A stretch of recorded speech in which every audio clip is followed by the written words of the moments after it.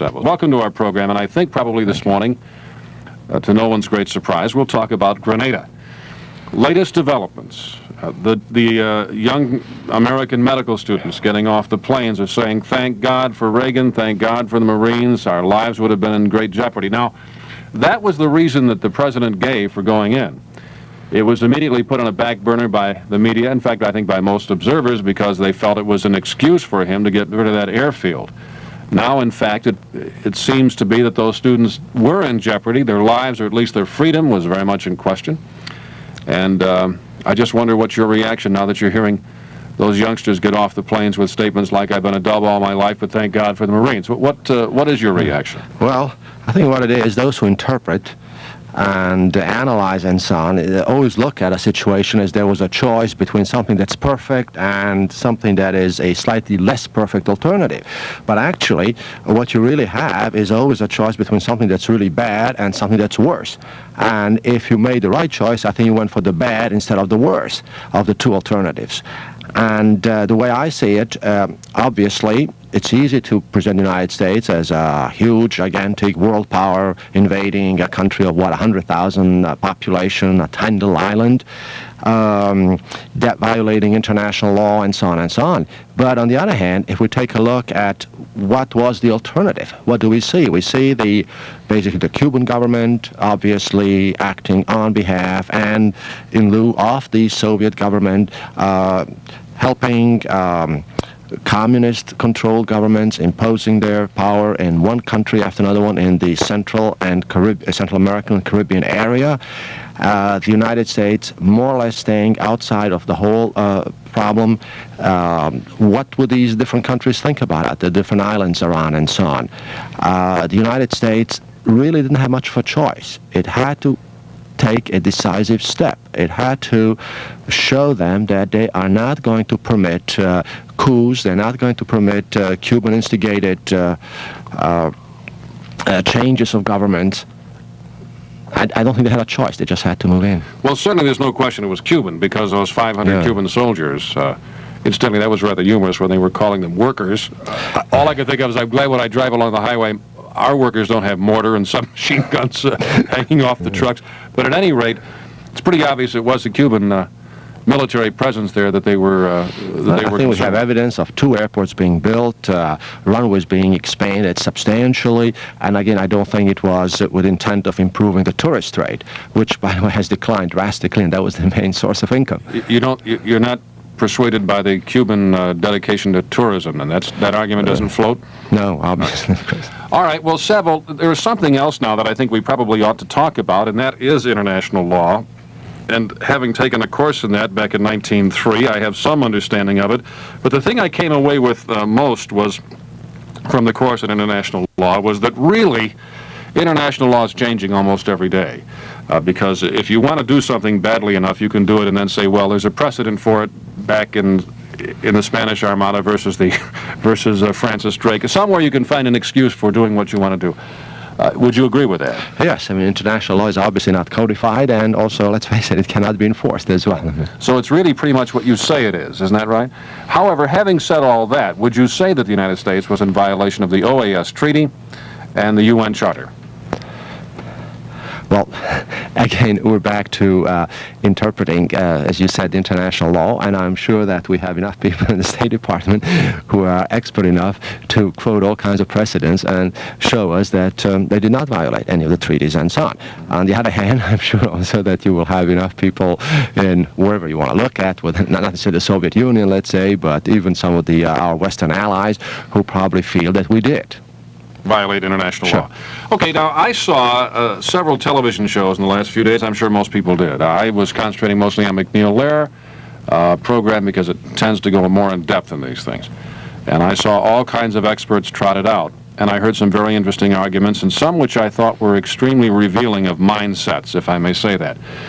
For example, last night one liberal commentator said that the Reagan doctrine, that is, interference in Grenada, was exactly the same as the Brezhnev doctrine. Now, that is a rather startling statement, and I wonder if you'd care to comment on that. Well, I really don't think it is. At this point, I feel the United States is facing let's say, the establishment of unfriendly governments closer and closer to its shores. Isn't this what the Brezhnev Doctrine said? The Brezhnev Doctrine said you cannot establish any kinds of independence or freedom or independence or freedom or anti-communist type governments anywhere on our borders. Well, my argument simply is that the United States has not been successful in changing any of the governments friendly to the Soviet Union. As a matter of fact, what happened is more and more governments have become friendly to the Soviet Union. Since the end of World War II, I haven't seen any of the communist governments being replaced by a non-communist government anywhere close to the Soviet Union. I think the other argument there might have been, and I just interjected because I think maybe some people aren't familiar with the Brezhnev Doctrine. Brezhnev Doctrine simply stated that you cannot have freedom. You must have communism. And if you try to have the others, we'll send the Russian army in to stop it.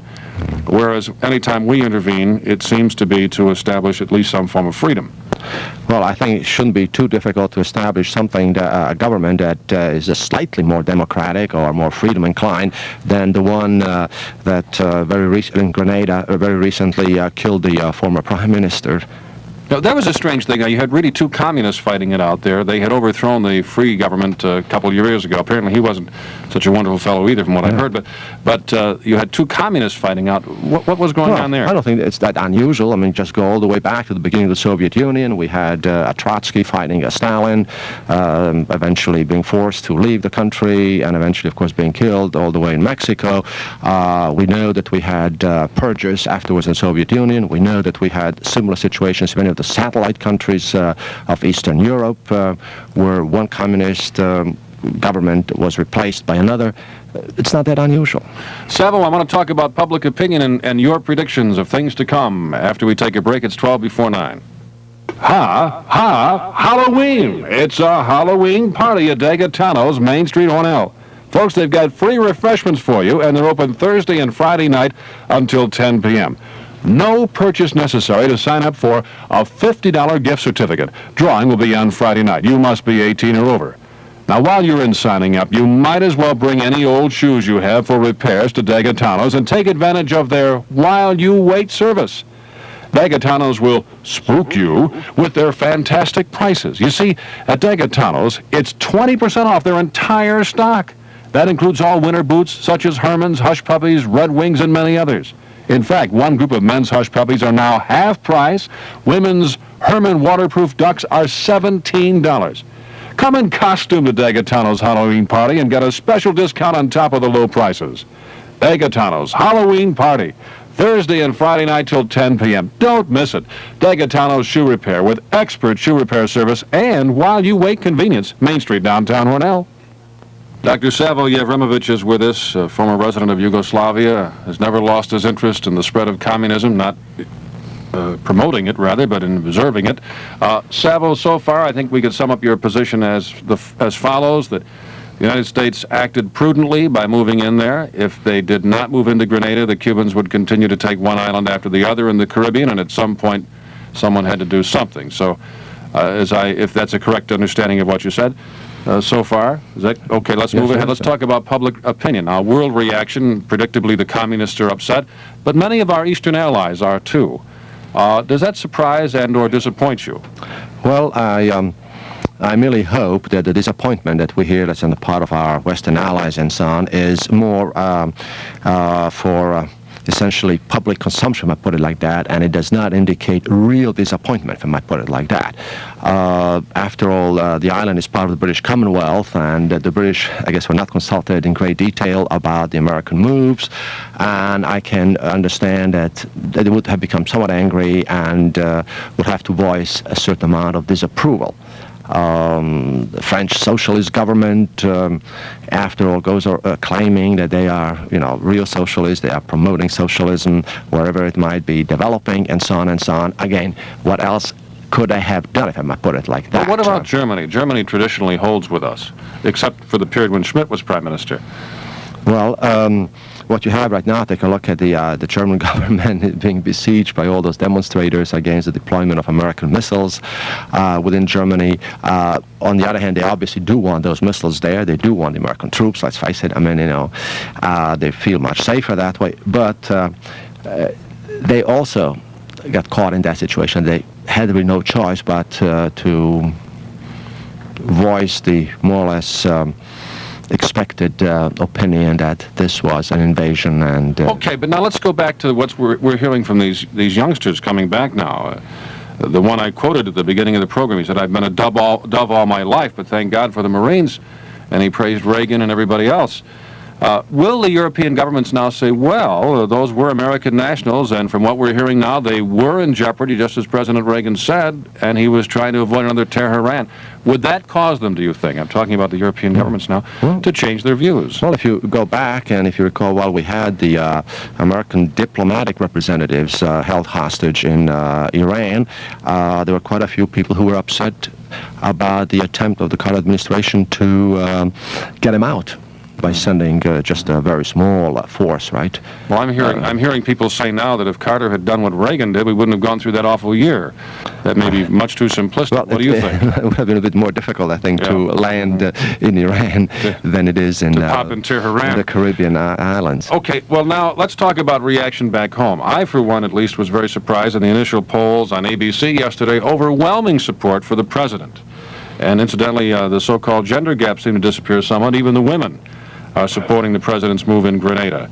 That did surprise me somewhat, given the incidents in Beirut and the American mindset since Vietnam. Does it surprise you?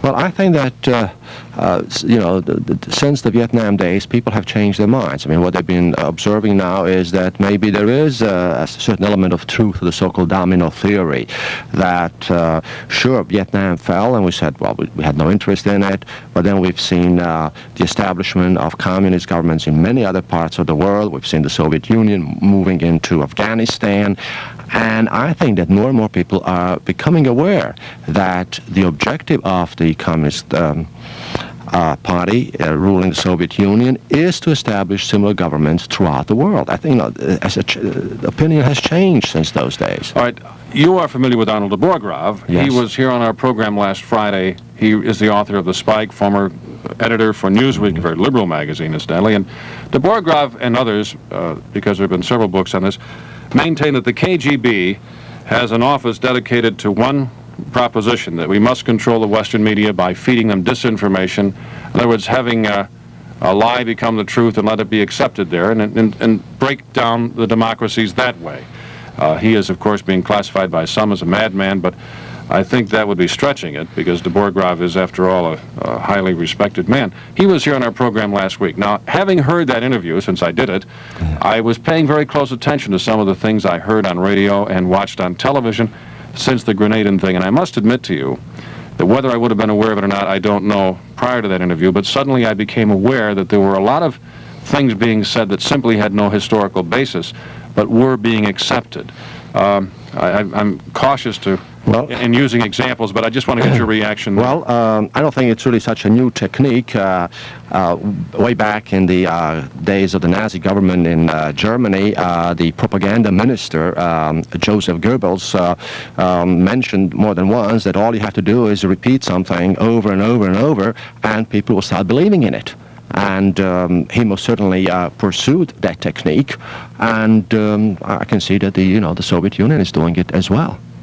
Well, one of the statements that I'm hearing repeatedly, Savo, and perhaps it's true, I'd like to get your reaction, but I must admit to you, I didn't hear it when I was younger or when I was in college, and yet I'm hearing it now as if it were fact.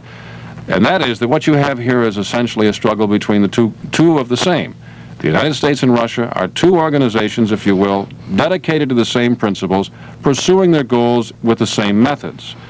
Now, historically, I think Americans would say no to that. They would say, well, now, wait a minute. You've got one side over here which has murdered millions of people, 50 million may be a low estimate, wiped out most of the Ukrainians, certainly did a number on the Poles. Wherever they've gone, they've installed their power by force, and many times brute force, witness Hungary, Czechoslovakia, and Poland. What parallel would you find for that in the United States experience? This is... Well, okay. I just had one answer to, these statements that the United States and the Soviet Union are not really that different.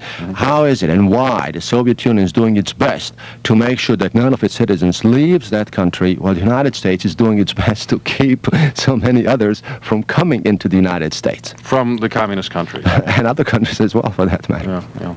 Well, but how, Savo, you're in a university experience. I've heard this from university students, and I pull back and say, well, maybe I wasn't paying attention.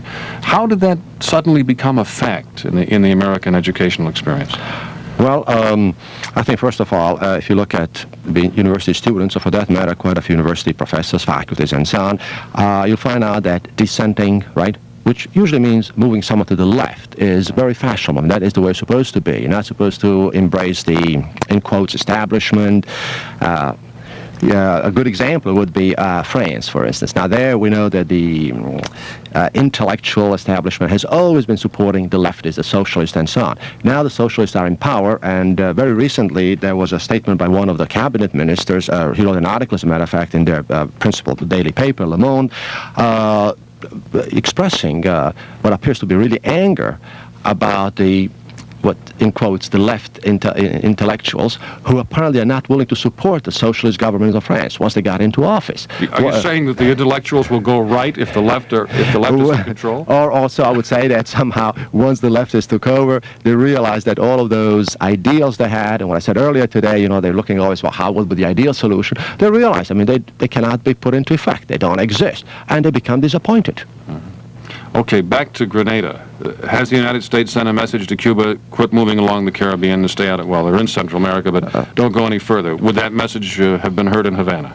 I certainly think they did, yes. At least while Reagan's president. Yeah. I have no doubts that Castro is a very, very realistic politician, and he can read messages like that. And he'll pull back. He'll slow down for the time being. What did you think of his edict to his troops, stand and fight to the last man? I haven't heard that since Leningrad. Well, we know that I guess he doesn't hesitate, really. He's quite willing to send his own people to faraway places in Africa and so on, and have them fight for that type of... I also noticed they didn't do it. Yeah.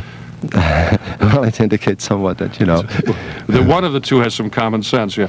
Thank you very much, Savo. Our guest has been Dr. Savo Jevremovic. Say, what's the big hurry? I'm heading for Gardner's of Canasteel. Why? Haven't you heard? A pre-holiday sale. Sale? Sale of coats and sportswear and much more. Don't rush, save with us, the pre-holiday sale. That's right, gals, it's a